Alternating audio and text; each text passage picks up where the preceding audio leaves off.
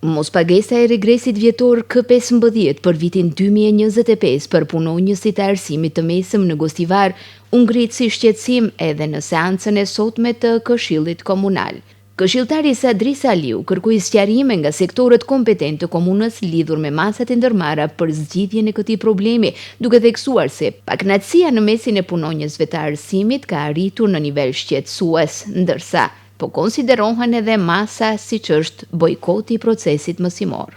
Falni nëse prej komunës administratës, nëse mund një prej sektorit të arsimit, të na përgjigjet lidhje me K15 të shkollave të mesme, për shkak se kemi shumë ankesa për vonesën e marrjes së rrugës 13, si i thuajmë ne, nëse mund një sqarim plotësues, dim edhe ne si këshilltar, ku është edhe problem. Për shkak se kemi paralajmërime se paralemrojnë edhe bojkot në për shkolla nëse vënohet ajo, tash kërkojmë një sqarim nëse mund të na jepet, do ishte shumë mirë. Në këtë kontekst, kryesuesi i Këshillit Komunal Valdet Xhaferi kërkoi një pauzë gjatë seancës për të konsultuar me sektorin e arsimit dhe atë të financave, me qëllim që këshilltarëve dhe punëtorëve të arsimit, mbi të cilët rëndon problemi, t'ju ofrohet një përgjigje sa më e detajuar. Ai theksoi se vonesat kanë ardhur si pasojë e stërgjatjes së procesit zgjedhor në Gostivar, por shprehu pritshmëri se problemi do të tejkalohet.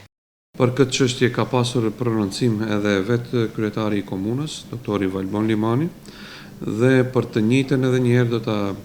ripërsërisim se në disa shkolla veç ka filluar realizimi i kësaj pagese, për shkak se në Gostivar edhe u stërzgjatën zgjedhjet, patëm proces zgjedhor gati 6 mujor. Për këtë arsye ka ndodhur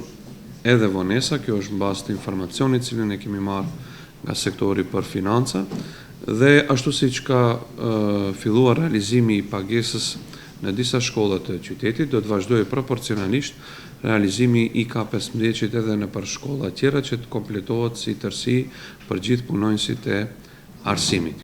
Ndërkohë, ditë më parë nga Komuna e Gostivarit ishte bërë e ditur se vonesa në pagesën e regresit për shkollat e mesme ka ardhur si rezultat i moskalimit të blok dotacioneve nga Ministria e Arsimit dhe Shkencës. Kryetari i Komunës Valbon Limani në një deklaratë për Gostivar Press ka sqaruar se për dallim nga arsimi i mesëm, dotacionet për arsimin fillor janë transferuar me kohë dhe punonjësit i kanë marrë që në muajin dhjetor. Sipas Limanit, komuna është në kontakt të vazhdueshëm me ministrinë, nga ku është premtuar se mjetet do të transferohen deri në fund të muajit janar, duke shtuar se vonesa të ngjashme kanë ndodhur edhe më parë për shpenzime të tjera arsimore, që ka shkaktuar vështirësi në funksionim të shkollave.